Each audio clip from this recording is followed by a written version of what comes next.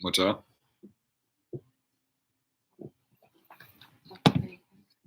You can see yourself.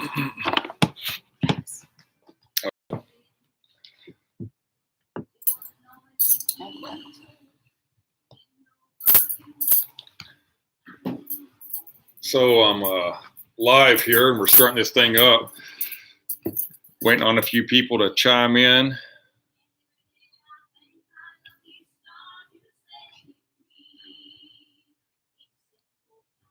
Let me see. I'm gonna send my link out to. Okay. I'm gonna have the walkie on. Mm-hmm. You did everything right, so. All right, I gotta share this link real quick with somebody. I'm gonna turn this off just so it's not. No, it's okay. I mean, I can leave it on? Yeah. Okay, let me close these out. So real quick, Elizabeth, 4 people on right now. Yeah. Would I be able to see their handle or? I'm trying to figure this out real quick as people are joining in. For those of y'all that don't know me, I'm Travis. I'm the founder of Manready Mercantile. This is new to me, so first go for this little event here that American Field, good friends of ours, kind of spearheaded. So we had an event scheduled earlier. Yeah, I don't see any of them up here. Well, no, just in case they write a message. That's cool. Earlier today, they had a live event where we, for 30 minutes, I think it was at 2:30 Central.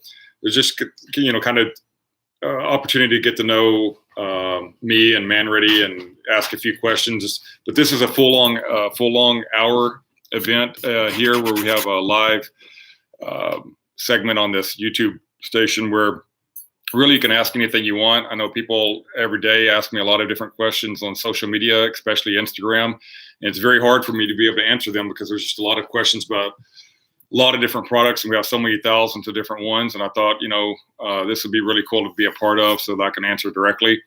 But if you want to, I can, y'all can ask me anything. Otherwise, I'm going to kind of walk y'all around the shop, show you what it looks like, because a lot of people don't know.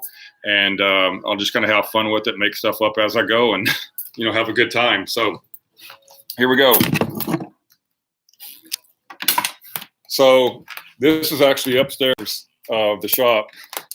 And it's like 1,000 square feet. So it actually seems a lot bigger, probably like on Facebook and Instagram and whatnot.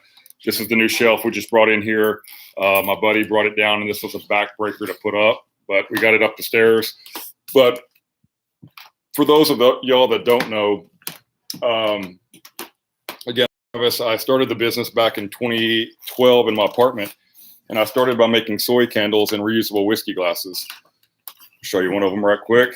So I started dipping these in my apartment, and I used glasses that I had in my pantry, and I formulated the scents and whatnot and started selling them door to door into like at flea markets, and I'd even take them down to bars on the weekend and sell them at the bar, and I'd have drinks and sling candles. The idea was, I didn't really invent anything. I just basically started making products that were typically a little bit geared towards women in the past, and I made them, kind of okay for guys. And I didn't make them like super masculine or anything, and smelling like gasoline or something goofy, like tchotchke type candles or products. I just made normal products that were just more unisex packaged, and that would include the candles, bubble bath, bath salts. I didn't call the bubble bath. I called it tub elixir. And I didn't call the bath salt a bath salt. I called it a tub soak. So I just kind of marketed things a little bit better, I think. And we were kind of early in this men's, kind of apothecary space. And now, there's companies everywhere out there doing all this stuff, and making more quote unquote man candles and things like that. But we weren't first on anything. I think at the time we just marketed things a little bit better. And that's really my background, and what I studied, advertising and marketing and all of that. So I just kind of applied that because I have no background in retail, which is what we have today. So fast forwarding, we started manready.com. and I'd take photos with my iPhone and put them on the website, and I'd sell the products that I made in my apartment on there. And I would also do leather work, which I had done for a very, very long time. And I'd sell wallets and belts and things like that on there. And then I'd also sell vintage items. And how I knew about that is from growing up junking and picking with my really with my grandmother, and we'd go to flea markets, and I'd go on one end of the flea market and buy something and take it to the other end of the flea market and sell it, and that's how I made money. And anyway, set up everything to where I could sell it wholesale. And so that means I would sell to I'd sell to retailers. And I picked up some large accounts in the beginning, including Whole Foods, which was crazy. I think I had like 6 or 7 SKUs in there. And kept on picking up small retail shops around the country, and I think a couple of international ones at the time. And I was shipping all this stuff out of my apartment. And then got enough. The house was unlivable, really. And we got enough money saved up to get the space here, to be able to rent the space here in Houston.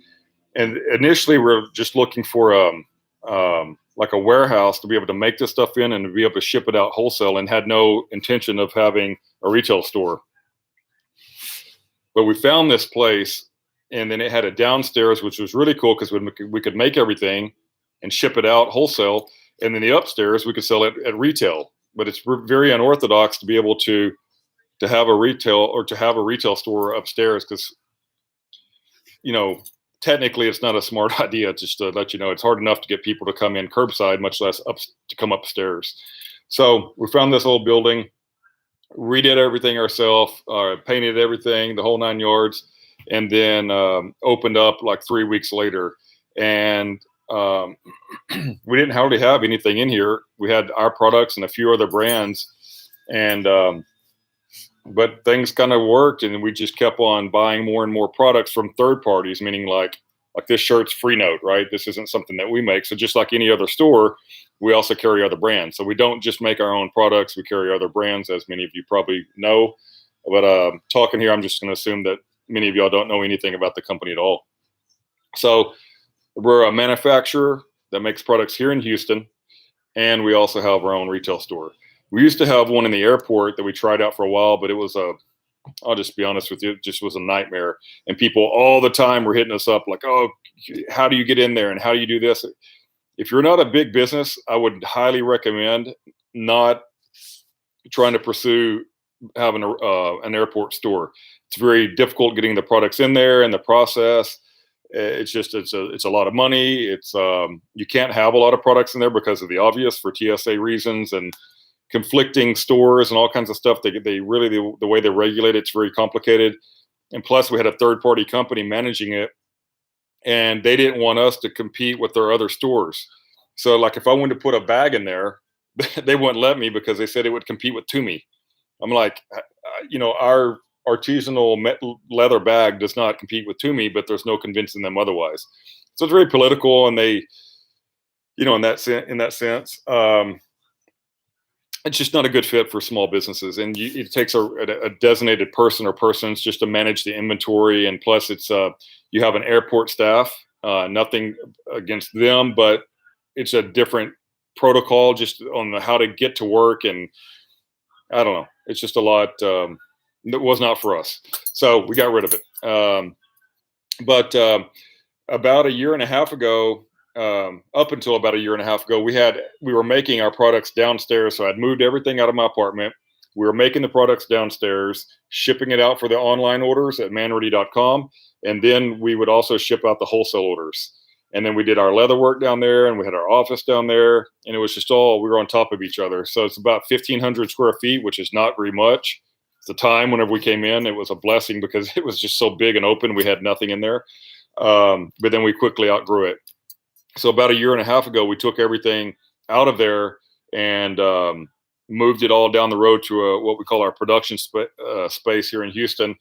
And it's about 3,000 square feet. And it's really, really cool. We can have events there and parties. We have a full kitchen. We have a pool table, dartboard, ping pong. We can do leather making workshops. We can do candle making workshops. And I don't know how many people it'll hold, but it would be a lot. It's a really, really cool space, and we're going to start utilizing it more in the future. And then, so downstairs was freed up, and we decided to turn it into a kind of a women's portion of the shop that's also very interactive. And that's one thing I really believe in is interactive concepts, because I don't think of things in terms of like normal retail, because I don't have a background in it. I just think in terms of how to sell things, and that's just kind of my thing: how to market things, how to sell them, and how to twist them and turn them and make them, either more user friendly or more, I don't know, how to get them out on the market.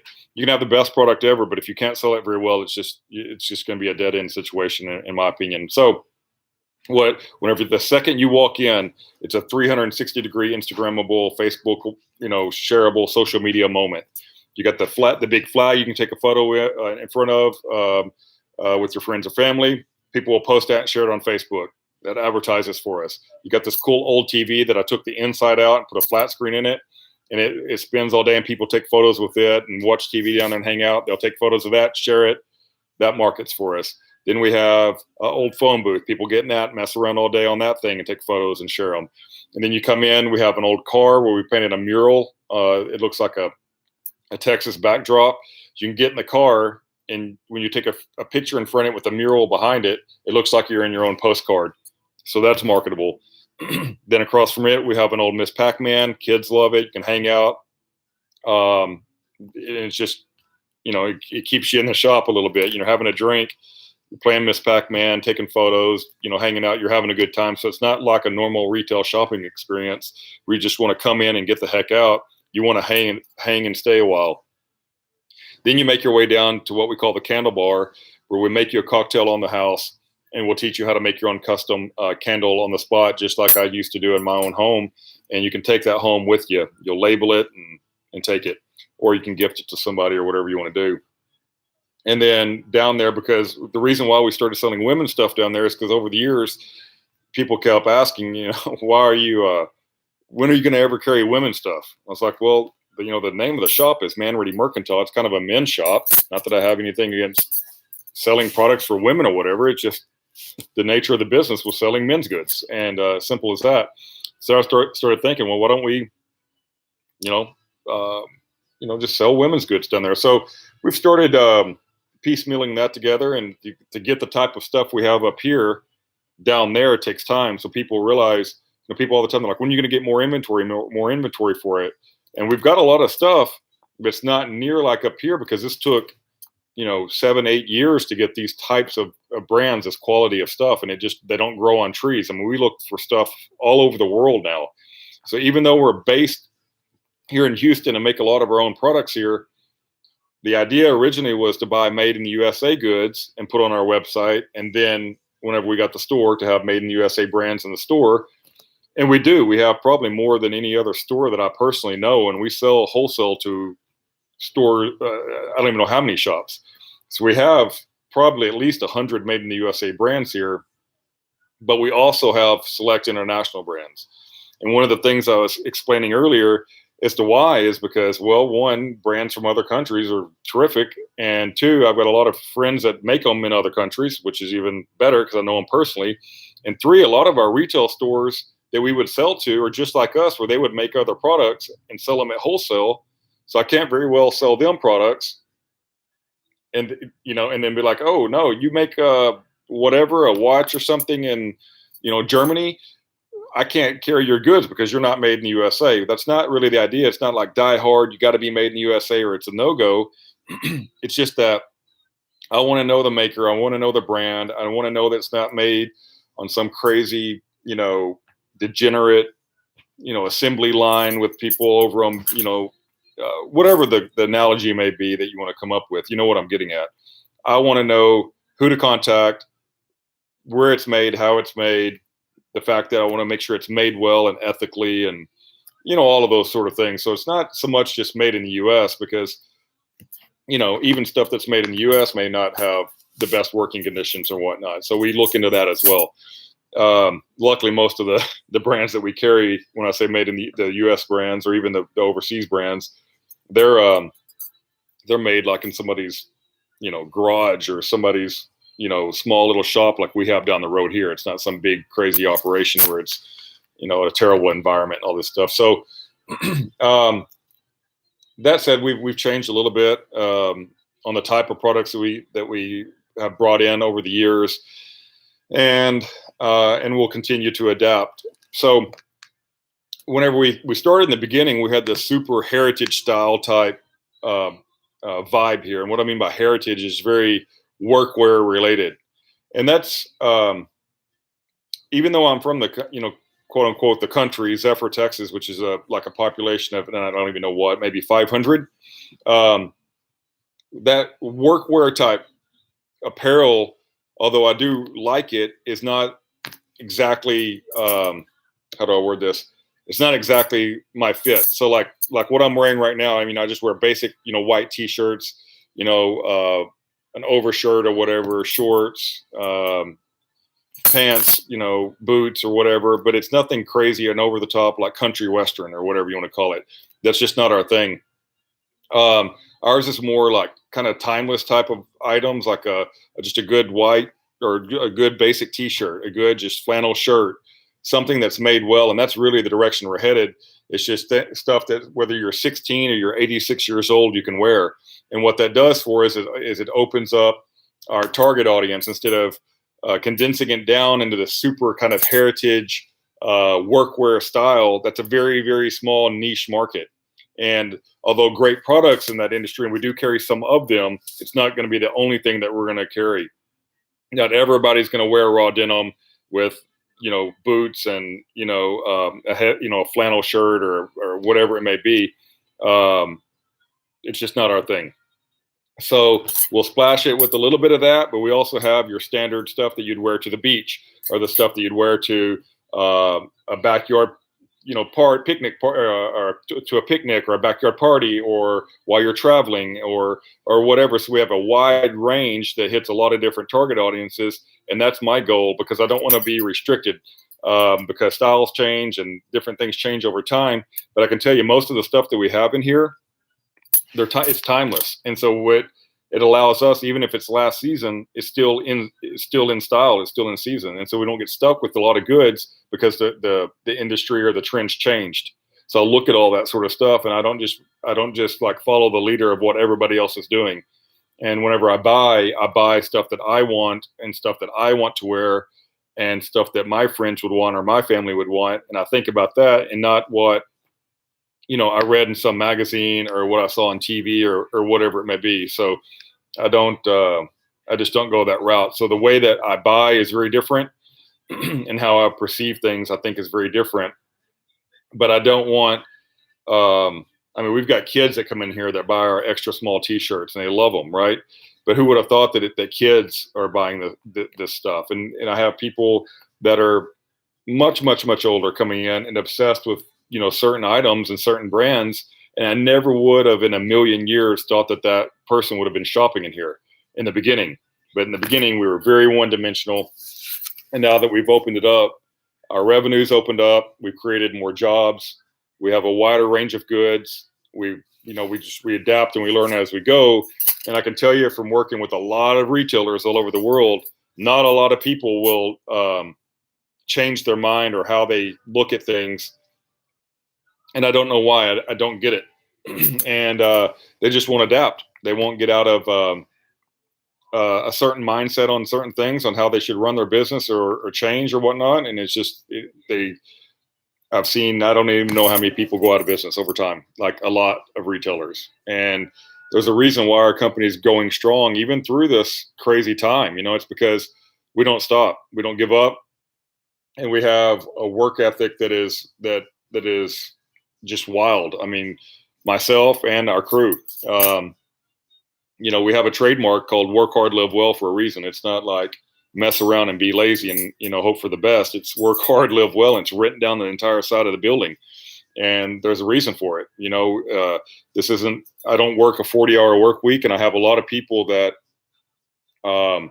ask me questions about,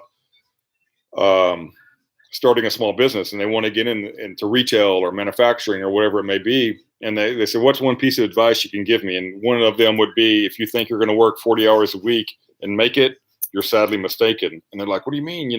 Be your own boss. You can kind of do whatever you want and come and go and this and that. I can guarantee you that's not the case, because you'll never be your own boss. That's for sure. And you definitely can't just come and go as you want. And you're 40 hours, you're not even getting started. So I tell people, if you want to start a small business, especially like this, that has a lot of moving parts, like retail, because you have a lot of crazy hours, you're going to have a lot of staff and a lot of SKUs. So you have a lot going on, right? You're not just selling or making certain amount of products. You have thousands of different products, and the seasons are changing, and you have products coming and going, and new styles, new trend, all the different stuff that's going on. 40 hours, you're not even getting started. 50 hours, you're on to something. 60 hours work week, you're getting up there to where you kind of need to be. But I would say this is not even an option for you unless you can firmly commit to yourself that you need to be working at least 70 hours a week, one way or the other. And because I can guarantee you, if you're not putting in those hours, you're not going to make it. And then that's just a fact, because you're not going to be able to see all the different things that you need to do to be able to make the business work. And then later on, maybe you can taper off a little bit if you have the right crew in place. But just not going to happen. I hate to tell you. So with this all said, the products that we're developing now, we've expanded it. So we have a lot of it private label manufactured, which would be like one of our t-shirts that we have on. We have these made in the US or a low production run. Custom fitted shirt for us. These are the ones, if you're looking online, that'll have a Manready Mercantile tag in them.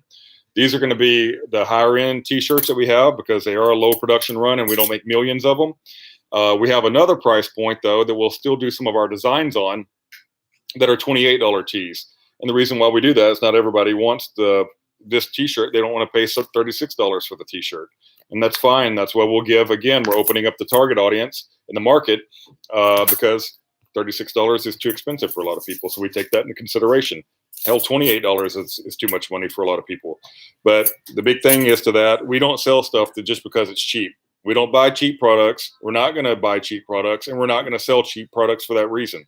So they're not going to be cheap made, and they're not going to be cheap in cost. And it's never going to happen. If you want cheap products, you can go to JCPenney's or Marshall's or wherever. There's tons of other options you have. This is definitely not the place for it, and it's never going to be. Or, we're not selling 3 packs of Hanes t-shirts here for $12. We've all got them, but we're not selling them here. So when somebody asks, why did you buy that item? You can either say, it was on sale and it was cheap. I got a great deal on it. They don't care anything about it. Or if they got something from here and they say, why did you buy it? Well, it was made in the USA, pre-shrunk organic cotton. Feel this thing super soft. Oh my God, whatever. And it's a whole different reason as to why people fall in love with the goods here and will buy them and will come back and buy more and more of them. People buy one of these t-shirts, and I guarantee you the next day they'll come in here and they'll buy every single colorway that we have of them, the other 4 or 5.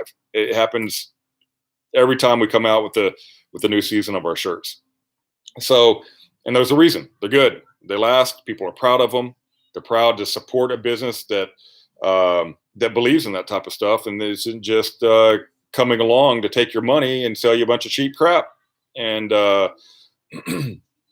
one thing I always kind of think about whenever I am bringing on products or goods or explaining something to somebody, especially if I call it a high-end leather bag that we have here, because the leather that we do have here is very expensive. And that's why they're quote unquote, heirloom pieces. And you've never seen anybody pass down a $26 JanSport backpack from Walmart, right? They pass down an old, amazing, Filson or Orvis or whatever. I can't even think of any other brand right now on the top of my head, but some amazingly well broken bag that somebody's granddad or dad had or whatever, that's just looks amazing with the patina and the stains and the wear, and those are the type of things you hand down. And I can guarantee you, whenever they bought them back in the day, they weren't cheap and they weren't cheap made, but that's why they lasted. So I take that into consideration. And any of that high-end stuff, it typically has a lifetime warranty. So if there ever is an issue, we know where we can get it repaired at. And a lot of times we'll even repair it ourselves if there is a problem. But we know the owner directly. And that's what my granddad would do. He'd call it trading with people, meaning he would trade with certain people because he knew that if he was going to buy something, that no matter how good it was or how expensive it was, the odds are it's going to have an issue.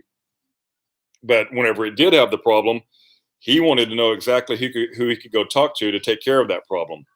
And they all ran in the circles like that. And that's what made them each thrive together. And I think that you're going to see more and more of that in the future as we're going through this crazy situation in time where people say, oh, I want to support made in the US and this and that. And they go look at this particular item like, oh my God, why is it so expensive? I can afford that. Well, you've been coached to think about overseas, or like, I'll just call it China prices, for instance. Is that really what the price of something should be? Because it was mass produced with the lowest quality and level of everything possibly imaginable to bring that cost down as cheap as possible to be able to mass sell it to the mass audience. Is that really what the price should be? Or should the price really be what we're selling, one of these made in the USA items?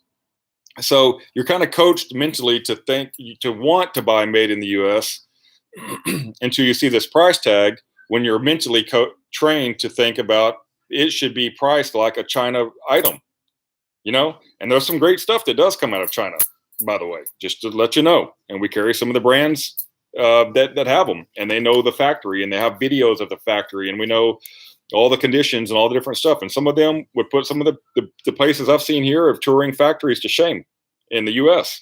So I'm not knocking them all. I just know a lot of this stuff typically comes from like the tech industry and stuff like that, not necessarily the textile industry. But they're out there. There's good ones and there's bad ones in the US and other countries, including China, the whole 9 yards. I'm just trying to say that in a nutshell, whenever we buy from brands, we like to know where their products are made, how it's being made, who we're working with. And we do a lot of research and on that, and so anyway, that's all going on. But I think you're going to see a big trend on people that they care a lot more now where this stuff comes from. And they ask about it when they call up here on the phone. I can hear it ringing downstairs because they're doing online deliveries and curbside deliveries right now. They ask a lot more now. Hey, where's that made at? Where's that made at? And we'll tell them, oh, we make it right here in town. Oh, no way. So we've been here. Some of the same people, it surprises me, they've been coming in here for years, and they don't even know that we make a lot of this products right here in Houston, which is interesting. And so we're going to start working on some marketing material that we can send out with the online orders for some of the made in the USA goods or something, and really promote that more. So I hope that a lot of these jobs do come back over here. And that's definitely our goal, because, we'd like to have as much, we'd like to get a lot of these people back to work again. We've got a lot of brands in here that I'm sure are hurting. We got a lot of retail stores that we sell to, and I can guarantee you that the orders aren't coming in on our wholesale side like they were before all of this. So they're hurting. We had a lot of staff that are hurting, and a lot of what we're doing is we're trying to put people back to work. And when all of this happened, we had to close our retail store down. We had to, people we didn't have a place for them to work, period. And we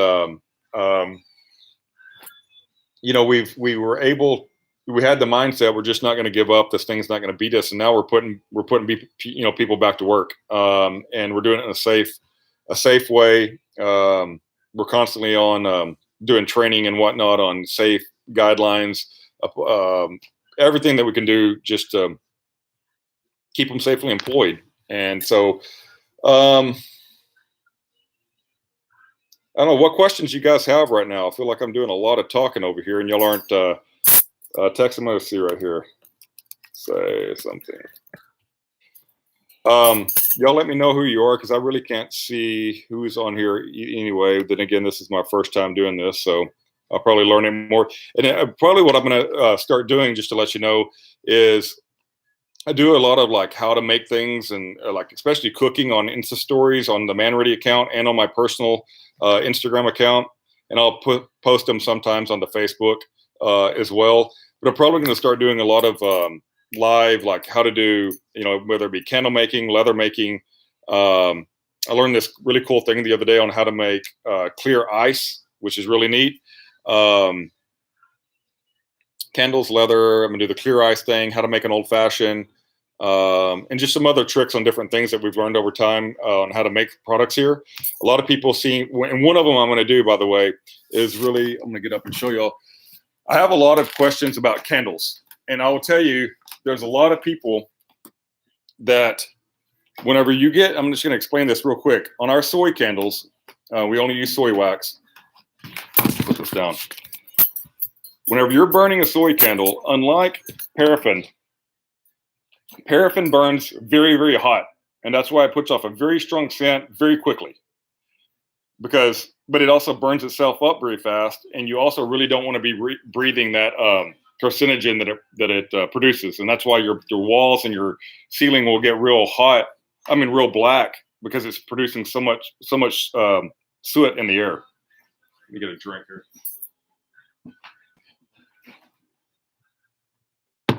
So it's producing that soot, and you're breathing it. Soy is natural, and it's from the soy plant, and it won't produce that kind of soot. And they burn at a very low temperature. That's why they last so long. So the thing is, to get them, you need to get them really hot to put off a strong scent. So you can't just light it up real quick and expect it to put off a strong scent like you would paraffin. They're just two different,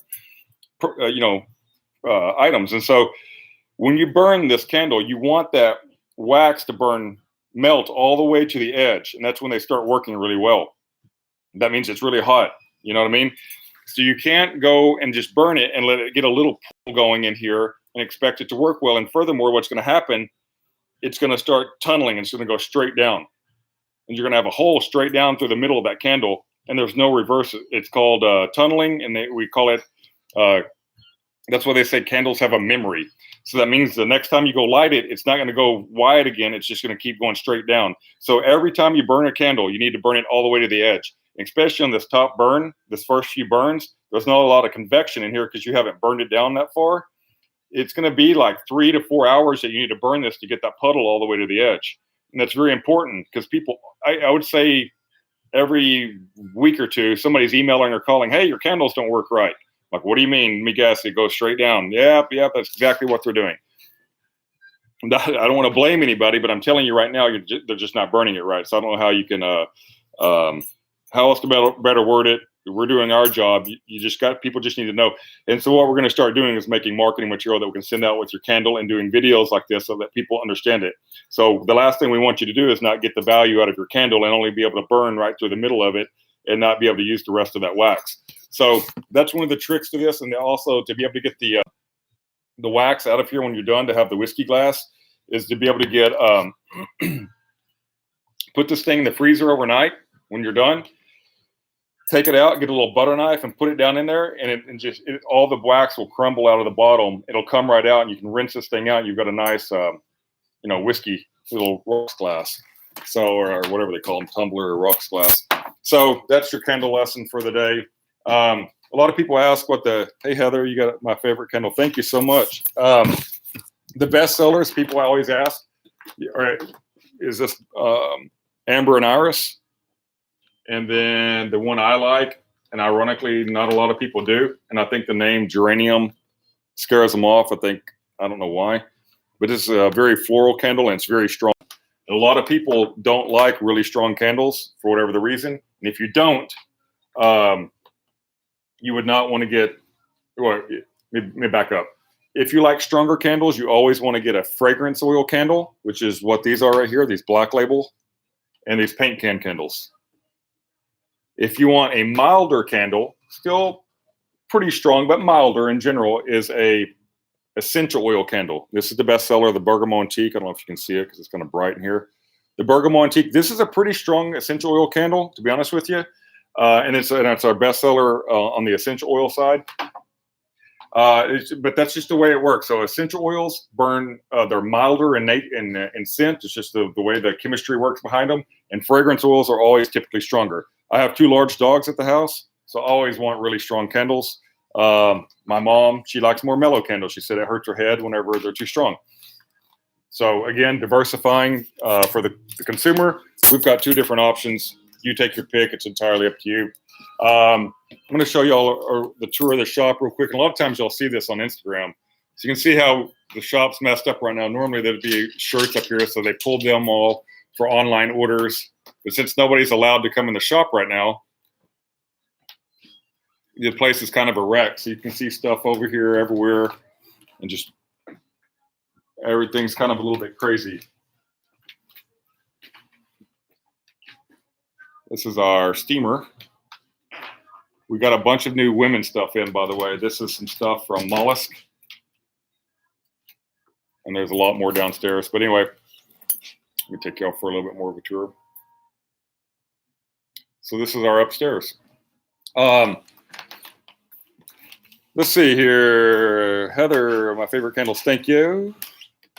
Molly Mayo, are you still doing FaceTime orders through the store? Yeah. And so what that means for you guys, when this all started and we had to close the retail portion, I came up with this idea for, I call it virtual shopping, because we have an iPhone for the shop phone. And what you would do is you just call up or FaceTime us, and then we would assign you a staff member, and they would walk you around the shop, or me, and we'd say, hey, who are you buying for? Oh, my dad. And I would say, well, what's he into?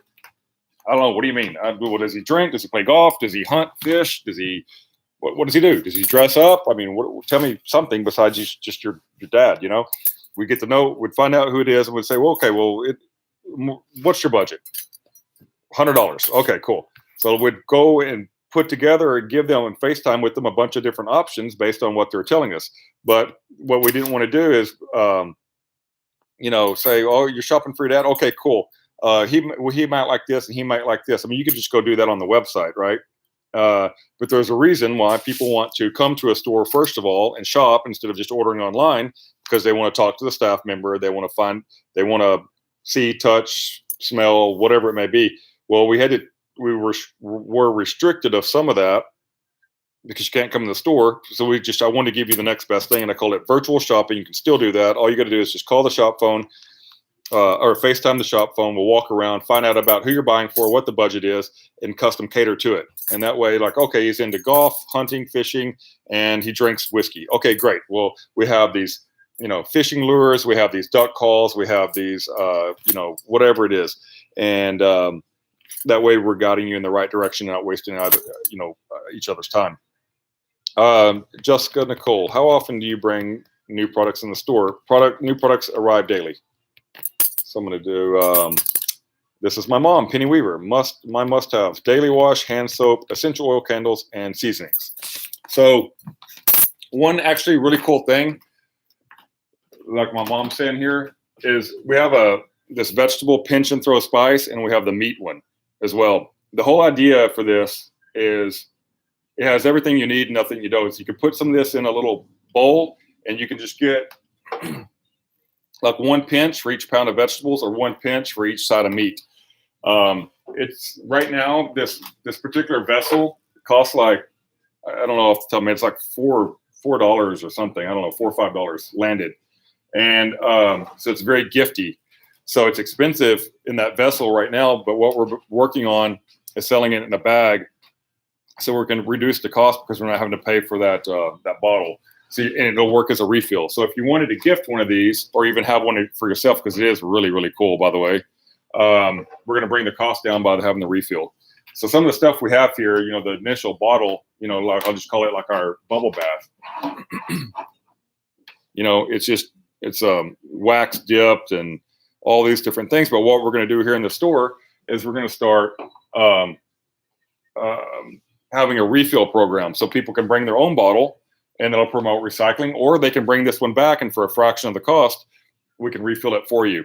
Because packaging is a big, I don't want to call it a waste of money, but we have a lot of regulars that come in here, and we want to make things as affordable as possible. But people have to realize this takes a lot of work for us it takes money to get the bottle here. Then we have to put this little thing around it, and then we have to buy the bottle, put the product in the bottle, put the cork in, and then apply this little tear tab around it. and then we have to heat the wax up, dip it in here, and then hand apply the label. So it's a lot of work, and you wouldn't really think about those things because most of that stuff is you never thought about that going down a grocery store aisle. You just but those items are typically mass produced by the millions or hundreds of thousands or whatever. The other thing she was talking about, I don't have them up here because the products have all been pulled for online. We're keeping all the stuff downstairs. Is a little daily wash, but this is a small travel size. But we have a big one, and it comes like in a whiskey flask. These come in 2 different scents, and these are really amazing products. And most of the products that we make that are topicals, meaning like they would go on your skin, are essential oil based. So that's why a lot of the products that we make are great for sensitive skin, because those essential oils, there's no parabens, no artificial colors, no additives, no sulfates, no animal testing, and I think all of it meets EU guidelines. The stuff is amazing, amazing, amazing for sensitive skin, people that have psoriasis or eczema. Just incredible, especially this bath salt, this essential oil, the essential oils in here, and the Epsom salt and Dead Sea salt that are in here are terrific, terrific products for people that have skin issues. What else did she say? Daily wash, the hand soap. It's down there as well, but this is a small bottle of it. This is a terrific product as well. And she said, oh yeah, the essential oil candles are the ones I was talking about earlier, which are like the Bergamo Antique, which is the best seller. I don't know, this seems like it's really bright. But I'm going to take you all for a little tour down here as well. So like I said, the shop's upstairs, which many people, they ironically don't know that. So when you come in, you'll come in, and this is where we got the flag. And these are all of our online orders that we're doing now, or curbside, but yeah. So we put all back where everybody used to take a photo in front of the flag. Now it's all curbside. So we line all these up in alphabetical order, because whenever people show up, there's so many of them that thank God, that it's hard to sort through. And so we can go by and pick it real quick. And then here's that TV that I was saying that I retrofitted. I took the inside of it out and put a flat screen in there. And then here's just kind of a little, I don't know, little area entryway. One cool thing that I'm about to start doing is we're putting sanitizer in this container. And what you'll be able to do is you'll come in, and we're going to be able to weigh your bottle. You'll be able to bring your own bottle. Call it BYOB hand sanitizer station. So bring your own bottle. You're going to weigh your bottle and zero out the scale. And then we're going to pump liquid in there into your bottle with this machine. And then you're going to weigh it whenever you're done. And just like in the grocery store where you type in when you weigh vegetables, it'll type in, it'll spit you out the cost and the barcode. It'll do that here. And that way you can buy as much hand sanitizer as you would need. The issue that we have is we have the sanitizer and we have a way to fill the bottle, but we don't have bottles. We only have a few. And that's because the world supply is depleted because everybody wants sanitizer now. So when all this happened, all the bottles got purchased. So we just can't get any bottles, but we have everything else. And it's funny, like I was talking about it earlier, is we're like, well, what's going to keep this thing sanitary? Because people are obviously touching this thing and everything. Well, if you think about it, when you're done, you've got some sanitizer, so you're just going to sanitize your hands. So problem solved. We've got some face masks. We've got a number of different brands that are making now. So, which is an interesting thing. A lot of our friends that started making these face masks, they went from making, say, blue jeans or shirts or bags or whatever it may be on their sewing machines, and they started making masks. Well, a lot of them got a lot of hot water with the general public because they were like, how dare you, profit off this situation? Well, the thing is, they couldn't sell any of their products because nobody's buying it anymore. And then they had to go retool their machines and then bring in the supplies to, like elastic and all these things that they normally don't have or wouldn't invest into, so they could make the mask. But now that they're making the mask, they're putting people back to work. And we're giving the mask to different first responders and this and that or whatever. But people thought they were just doing that to profit off a pandemic. But the thing is they're looking to profit, of course, because they need to be able to pay their overhead and put people to work.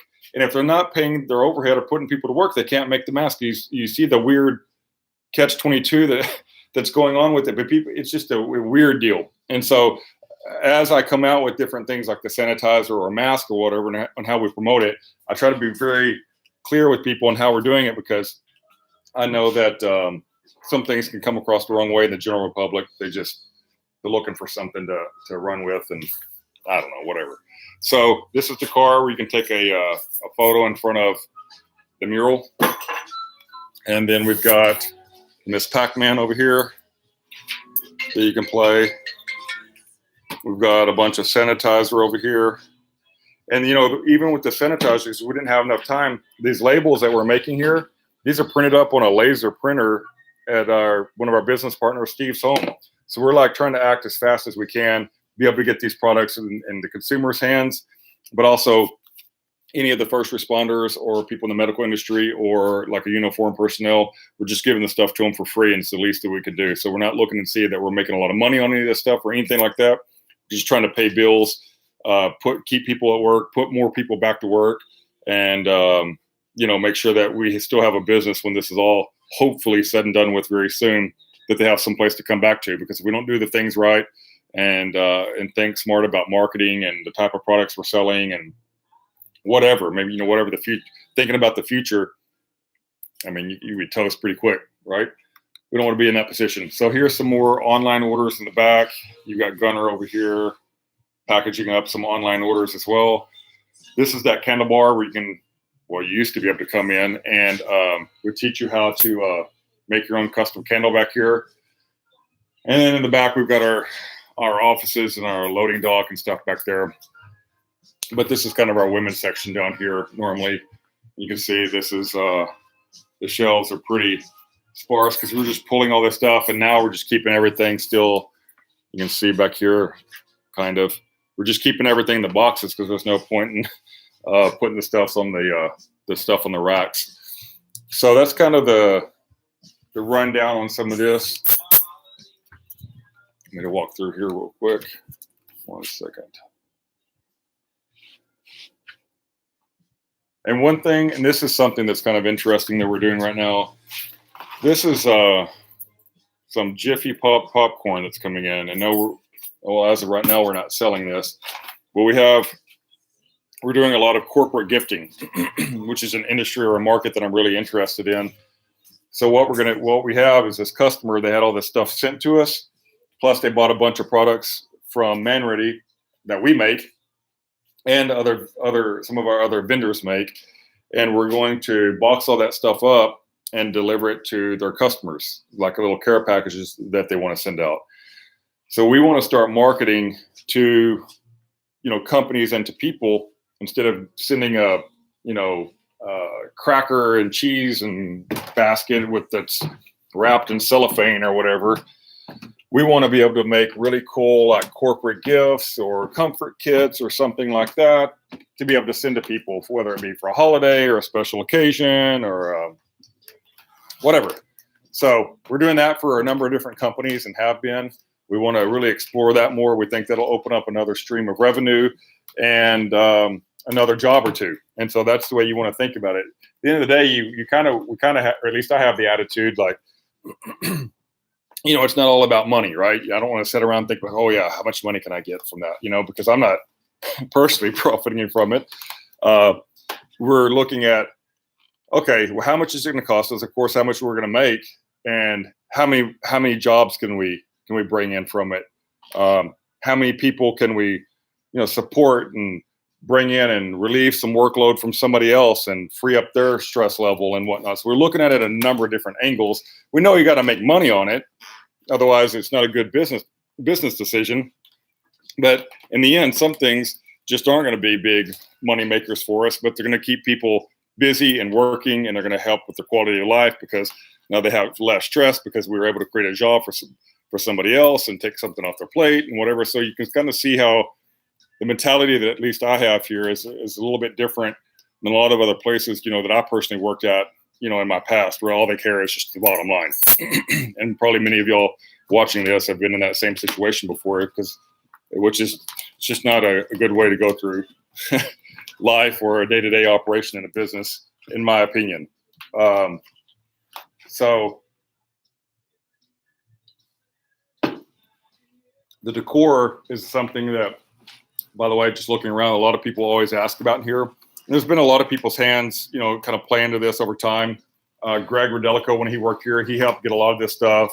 A lot of it I found over time as well. And it's just a lot of it we get at flea markets at Round Top, or like Round Top, better yet. Goes on twice a year on the way to Austin. We'll go out there junking and picking, find stuff. Sometimes we sell it, sometimes we don't. But to me, it's like really cool, interesting, a little bit kind of Americana type items, and it just makes a really comfortable feel for our store. Folks love it. I just think it's really, everything kind of tells a story, and some of it's worth a little bit of nothing, and some of it could be kind of crazy, but I don't know. I just think people find it fascinating, and this one particular item, this buffalo, this was a local fireman's, and he brought it in here, and it's still here to this day. We had a real problem mounting it on the wall because it was so dang heavy. But all this taxidermy in here, it's either stuff that people have given us over time because they didn't have room for it, or we would just find it like at a flea market, and we would get it for hardly a little bit of nothing because they're just really, really old stuff. And if you look close when you do come in here, this stuff's like they're kind of all falling apart, and the hair is all falling out. They're so old. But that's where we get our decor. But the things for us in the future, we've got we got rid of that airport store, thank goodness, and we're focusing on an Austin project. I really haven't announced it formally anywhere, but I'll let y'all know. We've got an Austin project that we're working on. Pretty excited about it. A lot of things have changed recently, so we really kind of pumped the brakes a little bit, but I'm very excited about that. We've got some new products in the pipeline. Like I was talking about, these spice refills. We're doing some more beard products, shampoos, conditioners, more designs for our t-shirts, more designs for our hats, different types of wall art. I don't know. What else do we have that I've got brewing? I don't know. It'll come to my mind here, I guess. We're always up to something. Right now, we're just more focused on putting people back to work, like I said, helping anybody in the community that may need a hand with, like I said, some of these sanitizer, some of these masks. Houston passed this thing recently where, you come Monday, I guess tomorrow, everybody's required to wear a mask in public. I guess if you're only exception is if you're in your own car or something. I don't really know, and I think that's supposed to go on for at least 30 days. So I don't know if it's mandatory that you sell. I don't know if you have to wear gloves or not. But anyway, we're going to try to keep those masks coming in. The big thing is I want to really get this hand sanitizer station figured out. You see, the thing is nobody can come inside. So either we're going to have to set up like a tent outside or something so they can come underneath that and then get it, because as of right now, the rules are they can't come into the retail store. So we have stuff that could help people, but our hands are tied, which is a little bit frustrating because, you could go into Walmart or anywhere, any of these other stores, but you can't come in a small business. And I don't know. I don't really understand the rules on that. Paul, you have a question here. Hey, Travis. Paul from. Oh yeah. Hey, Lenny. That's a cool shop of ours. Thanks for this. How has Manready Mercantile changed and adapted from when you started making candles and then opened your store? Are there things that didn't work out? Yeah, I will tell you. And I've got 7 minutes left. I think the way they have this set up, it's going to cut me off. I mess up things all the time. I can tell you that right now. Well, like I was saying earlier, one thing, whenever I started selling products, I'm like, I'm going to sell products to these really cool, men's shops, and I'm going to be real selective and this and that. And that's one thing that really changed a lot because, again, it's a small market, right? There's only so many shops, like say, I'll just call it Manready, around the country or whatever, around the world. But there's a lot of other shops that are like boutiques and whatever it may be, like just a lot of different other types of retail shops that we could design products that would go specifically in them, right? Like I'm working on cutting board oil and a knife oil and some of that stuff. So we'll sell to more, companies that are into cooking and whatnot. And so we'll have a piece of that. And then I'm working on a cookbook right now, and I will be able to sell to a totally different type of shop. So what we did is, I just kept making more and more different types of products and thinking about being more open minded as to what we would actually make ourselves or how private label manufactured for ourselves. And so that changed. The type of shops, definitely changed. And really, to be honest with you, we'll sell to pretty much anybody because, I mean, why do I really need restrictions on who I'm going to sell to? I mean, maybe there's some type of business I wouldn't, but I don't know. I mean, we're not trying to turn down money. We're not trying to turn down the opportunity to create more jobs. I don't know. So the type of shops definitely has opened up for us. So I made a lot of mistakes turning down a lot of different retailers a long time ago, and it probably cost me a lot of money and the opportunity to create a lot more jobs because I was hard-headed. I'll tell you one thing has been a big thing for me is, learning patience with different things because, the staff member, they're going to all operate at a different pace than me, and I can't assume that they're going to operate just like I would or do the same things I would. So taking the time to sit back, listen, be patient, understand that my way is maybe not the best way and that other people could have a much better way. So me learning things about myself and how to handle situations, how to handle staff and really, I don't really like to call them staff. It's just coworkers. How to handle all that better, and give praise and give incentives and all that sort of stuff. Just that's been a lot, because I don't have experience in this type of setting at all, like I mentioned.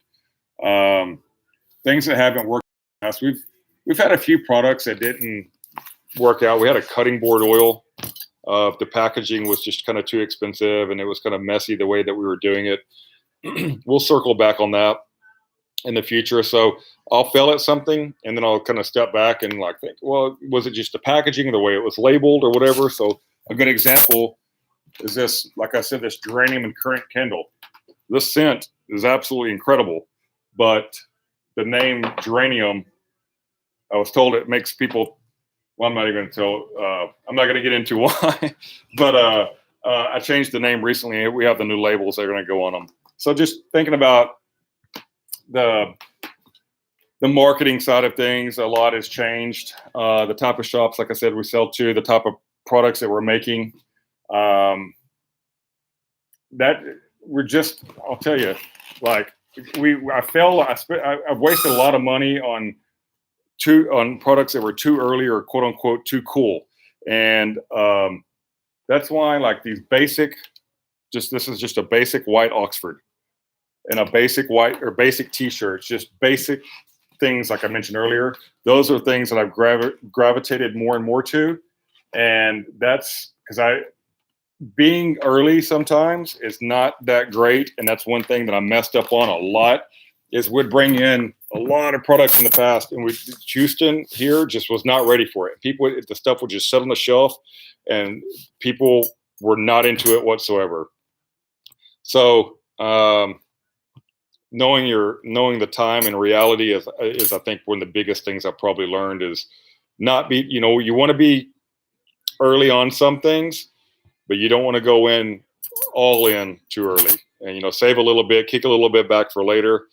Test the market a little bit. That's been probably one of the biggest learning lessons. And, just testing products in general. I would think I'd see something on Instagram or whatever it may be, or somebody would tell me, and I'd go order a whole bunch of them. And I didn't test it. And it could have problems, whether it's a leather belt or something. I mean, some things just have defects, no matter who you think you're getting it from. So we'll test those items and then talk to the maker or whatever, and say, hey, have you tested? How long have you been making it? Who's, where, find out more information. So yeah, I mess up all the time. But I don't know if this thing is going to cut me off here or what. I'm going to walk down and ask them. But if you guys don't have any more questions, I'll probably wrap everything up. But this has been fun, and like I said, I want to do some stuff that actually here in the future, it's like how to things and whatnot. And hopefully we'll get some traction on this YouTube channel in the future. And it's just like when I started Instagram, I had no followers, and it's like every time I posted something, it was just me and my buddy seeing it. Okay, I'll bring it right up to you. Does this thing just cut me off whenever I'm done, or do I have to end it? You have to end it. That's why I was giving you the heads up. Oh, okay, cool. Thanks. Yeah. Okay, thank you. So I'm going to end this thing here in just a second, but this has been a lot of fun. In the future, I'll have more of a insight on some hard-hitting things that I'm kind of working on, and instead of just a broad overview. So I had no idea if there was going to be 100,000 people on here or whatever. But it's a lot of fun. I like doing these sort of things, and I know that probably what I'll do in the future is start posting a time that I'm going to be able to do this, and I'm just going to refer every single person that has a question on social media, because they're literally all day long, and I don't want to come across like it's frustrating or whatever, but try to post that, they're asking individual questions about like every single little thing. And I'm like, dang, call the shop. We'll help you there. But because it's hard to get in a full blown conversation with somebody on Instagram stories or message, whatever, the Instagram chat or whatever thing's called, or Facebook messages and things like that, because it's a way to promote the business, not really to have an in-depth conversation with people about how this is made or whatever. But I'd rather them be able to call or do something like this. That way I can sit there and explain it or say, hey, FaceTime up at the shop. So that's one thing I'm learning right now, to be honest with you, is how to give good customer service, not drop the ball by not being able to respond to them, because I can't sit there and respond to everybody on every single question all day long, and especially in the manner that I think that some of these products or things deserve. So I'm probably going to start scheduling time to be able to do this in the future. And that way I'll be like, hey, check out 1 p.m. Central or whatever for every question you could possibly answer or ask me. But anyway, all right, guys, I'm going to let y'all get to your Sunday. I know it's a nice day out here, at least in Houston, but I appreciate y'all chiming in. I look forward to doing this more often. And thank y'all. Appreciate it, guys.